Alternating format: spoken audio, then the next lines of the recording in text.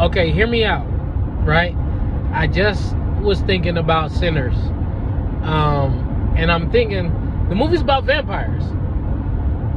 Why wasn't the blood made to be more of a thing? Like, in the movie, it's never like said or harped on or like emphasized that vampires drink and want and desire blood. But one thing that Remick does say he desires are he says to Sammy towards the end of the movie, he's like, I want your songs, I want your stories. So that had me thinking, hear me out. What if, again, hear me out, they don't make a big thing about drinking people's blood. They don't make a big thing about like, I need to drink your blood. But what they do say, they bite you to turn you, right? But what if that's just a necessity to get like what they really want? Because this is also the first time I've seen in a movie about vampires that they like share memories and have like sort of a hive mind mentality, right? What if it's not the blood that they're after? They're after the memories, the stories, the songs, right? Because when Remick is trying to recreate his own version of what Sammy did inside the Juke, when he was singing, he's doing right. Mind you, there's a thing, if you don't know, in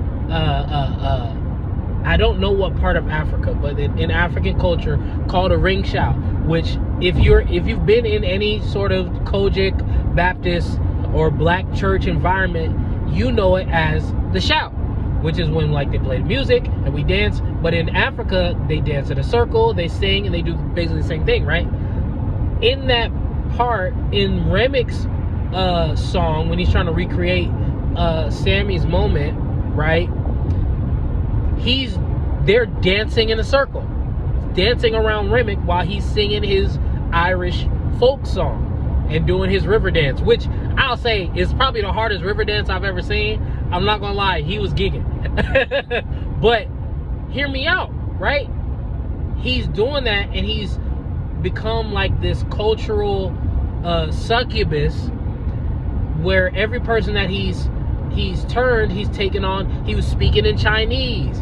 He knows the memories of Smoke and Stack, and every person that he's taken, he knows all these different songs. And even the song that they used to try and get in the bar is a song that was sung and recorded by a black woman, Poor Robin Kling. Like, bro, what if they're not vampires? What if they're not vampires because they want your blood? What if it's because they want your memories? They want your songs. They want the culture, their culture. Oh my God. Maybe this is clear to everybody else, but it wasn't.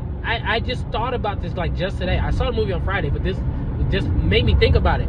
Because in every other vampire story, that's like one of the main things, is they're trying to get the blood. They need your blood.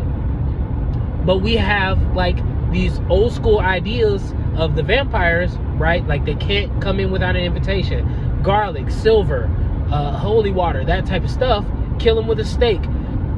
But they're not focused or driven by blood. Remick's main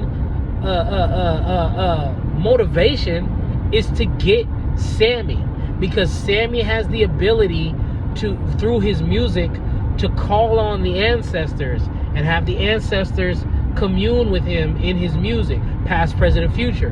Remick wants that because he wants to see the people that he misses from like 1300 years ago back in Ireland. He wants to recreate and to see his people again.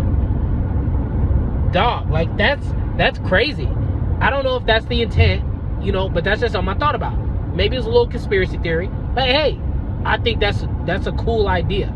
Like vampires who don't want blood, but they want your experiences. They want your talents and your treasures and your songs and your memories, your culture.